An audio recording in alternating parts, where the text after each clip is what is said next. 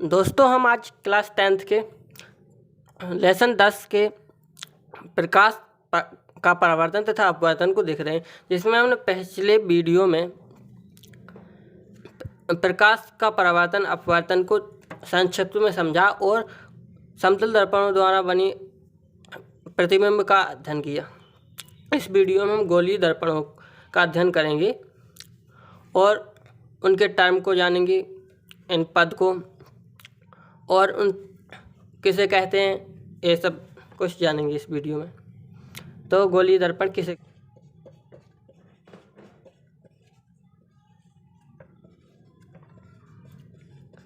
गोलीय दर्पण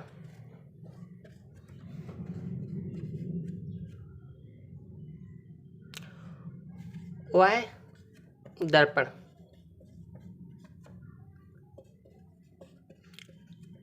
जिसका परावर्तक पृष्ठ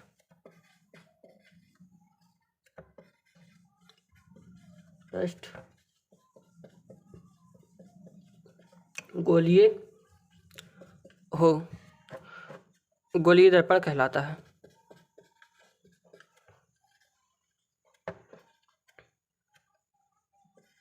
गोलीय दर्पण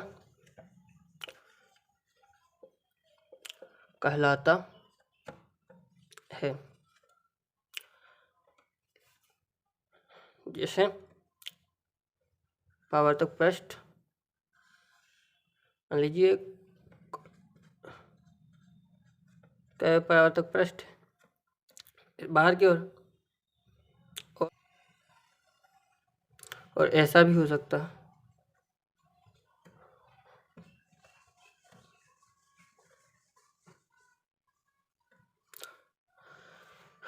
तो गोलीय दर्पणों को समझ लिया दोस्तों हमने कि जिनका परावर्तक पृष्ठ गोलीय हो, ये परावर्तन पृष्ठ है, ये गोले की तरह दिख रहा है ना, थोड़ी थोड़ी। अब हम जानेंगे इनके प्रकार के कितने प्रकार के हो सकते हैं। तो ये 2 प्रकार के होते हैं। एक उत्तल दर्पण, दूसरा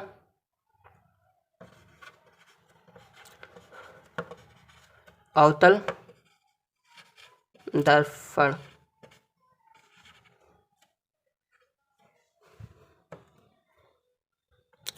दो प्रकार के होते हैं दोस्तों। अब हमें आगे देखना है, इनको और डिटेल में जानना है कि उत्तल दर्पण किसे कहते हैं, अवतल दर्पण। अब इनमें देख लेना आप कौन सा, ये वाला उत्तल है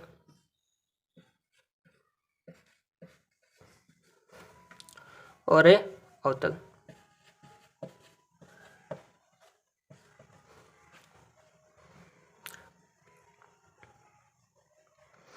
ठीक है दोस्तों, अब हम इन दोनों को जानते हैं, उत्तल दर्पण और अवतल दर्पण। इसको मिटा दें।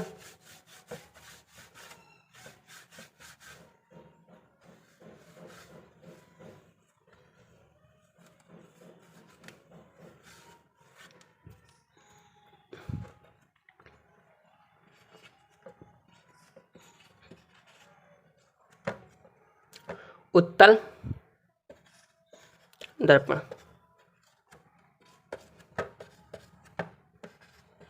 वह दर्पण जिसका परावर्तक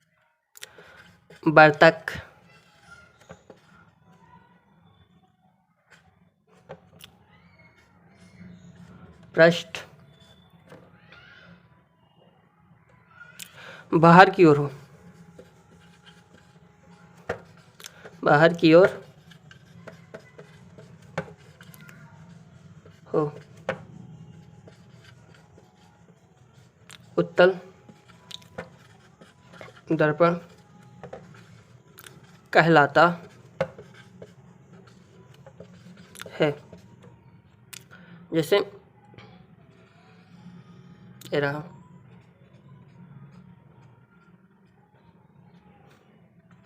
इसके जो परावर्तक पृष्ठ है वो बाहर की ओर है, यानी प्रकाश की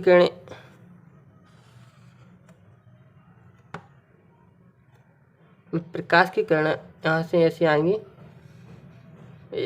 और ये परावर्तित हो जाए।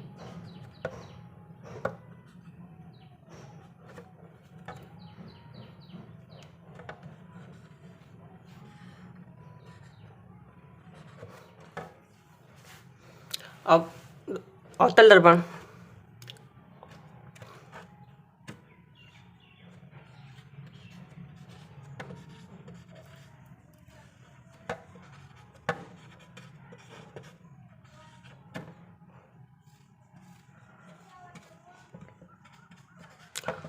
वह दर्पण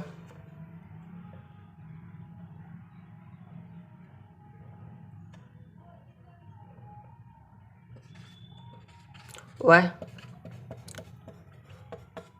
गोलीय दर्पण, वह गोलीय दर्पण जिसका परावर्तक पृष्ठ अंदर की ओर हो, अवतल दर्पण कहलाता है।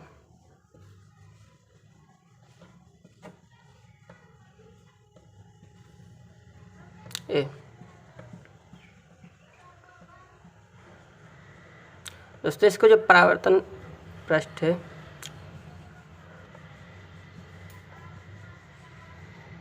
ये अंदर की ओर स्थित है, यानी कि धंसा हुआ है।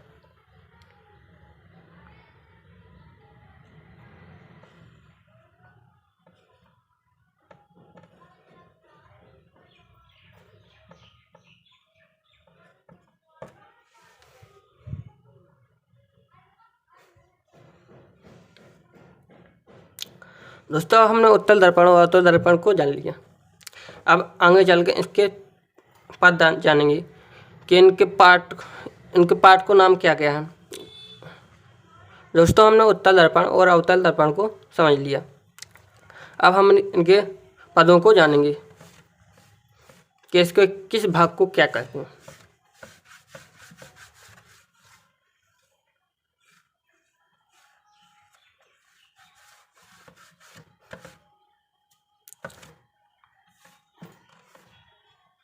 तो दोस्तों ये तो बना देता हूँ ये दर्पण।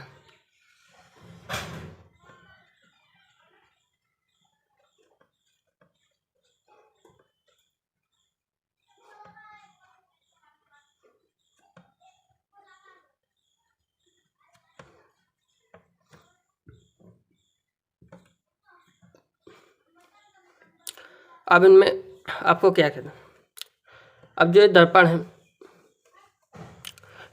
इसका जो केंद्र होगा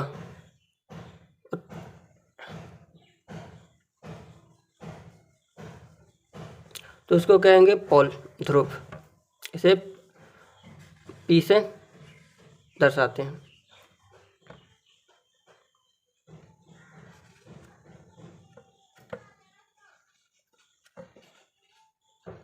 ध्रुव,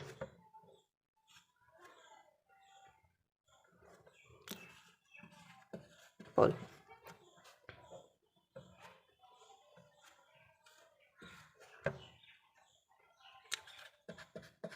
गोलीय दर्पण के केंद्र को ध्रुव कहते हैं। पोल यानी कि एक कटोरी की आकार की होगा ऐसा, तो अब इसका जो केंद्र होगा बीच का बीच उसी को पोल कहेंगे, ध्रुव, यानी इसे पी से दर्शाएंगे। अब इसमें एक चीज जो होती है वो है वक्रता केंद्र।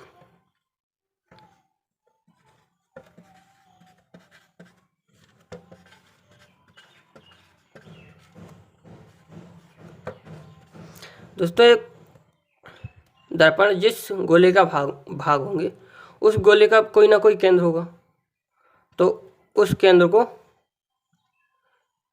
इन दर्पणों का वक्रता केंद्र कहते हैं। तो हम इसे किस प्रकार लिख सकते हैं? हम लिख सकते हैं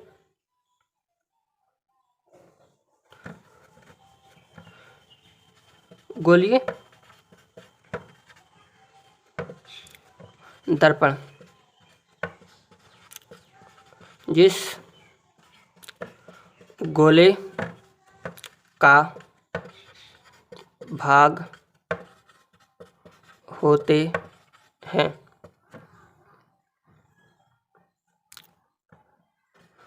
उस गोले के केंद्र को गोलीय दर्पण का केंद्र कहते हैं। इसे सी से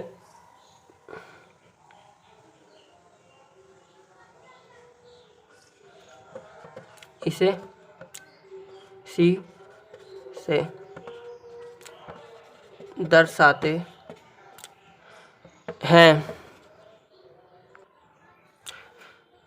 वक्रता केंद्र गोलीय दर्पण जिस गोले का भाग होते हैं उस गोले के केंद्र को गोलीय दर्पण का केंद्र कहते हैं। इसे सी से दर्शाते हैं। इसे दोस्तों आप इस प्रकार समझिए, मान लो आपका एक दर्पण गोलीय दर्पण, अब इसको चारों तरफ इसके गोले बना दें तो इसका एक केंद्र होगा। तो जो एक केंद्र है इसका पूरे गोले का, तो इसका भी होगा। इस केंद्र को इस दर्पण का वक्रता केंद्र कहते हैं, गोलीय दर्पण का।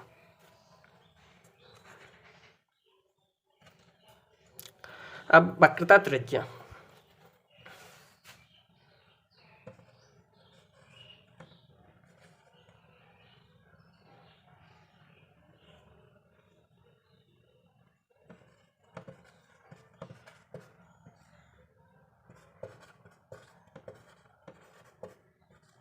वक्रता त्रिज्या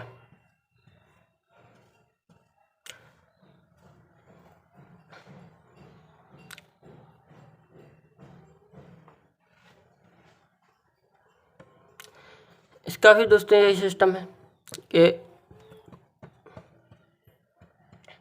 इस गोले की कोई ना कोई त्रिज्या होगी, तो मान ए वाली या कोई भी हो सकती है, तो इसकी जो ये त्रिज्या होगी तो यही इस गोलीय दर्पण की भी त्रिज्या होगी, जिसे हम वक्रता त्रिज्या कहते हैं। इसे कैपिटल आर से दर्शाते हैं।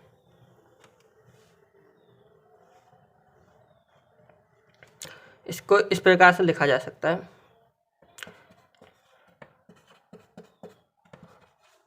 गोलीय दर्पण जिस गोले का भाग होता है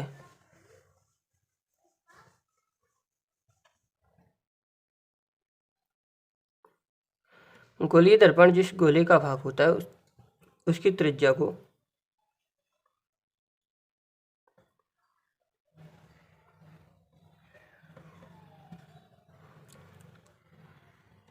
गोलीय दर्पण जिस गोले का भाग होता है उस गोले की त्रिज्या को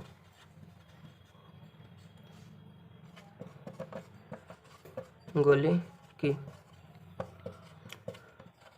त्रिज्या को उस गोले की त्रिज्या को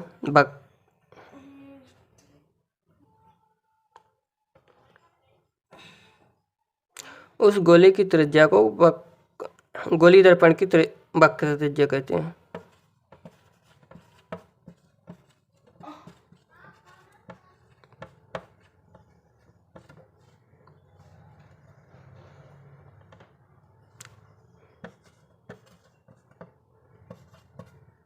वक्रता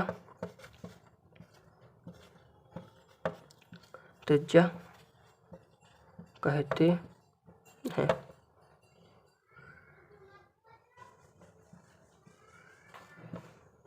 इसे आर से प्रेजेंट करते हैं। इसे आर से दर्शाते हैं।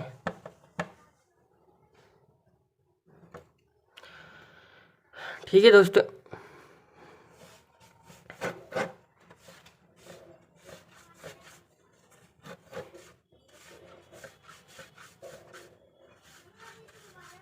आप जानते हैं दोस्तों इनके फोकस दूरी को।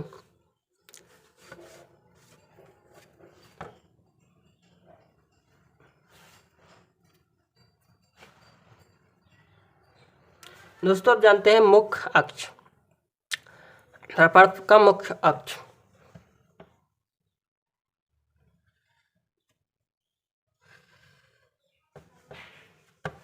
इसे हमने पी नाम दिया, पोल ध्रुव।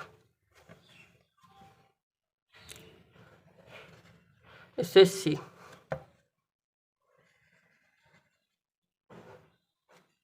इसे आर। दोस्तों अब हम गोलीय दर्पण का मुख्य अक्ष को जानेंगे। मुख्य अक्ष,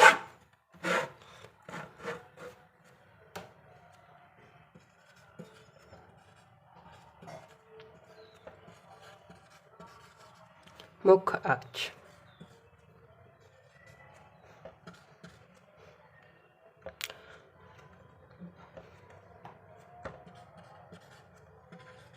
ध्रुव और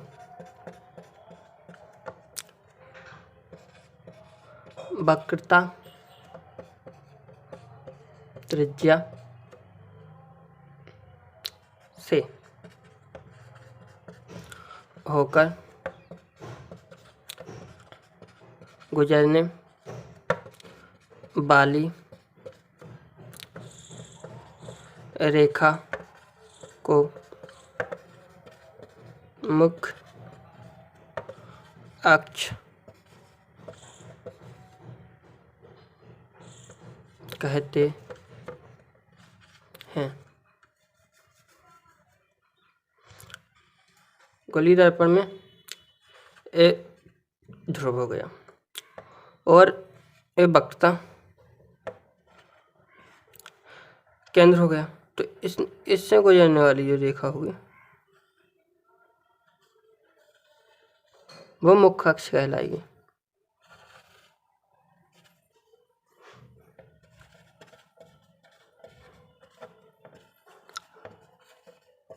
मुख्य अक्ष, और यहाँ से यहाँ तक की दूरी आर कहलाएगी।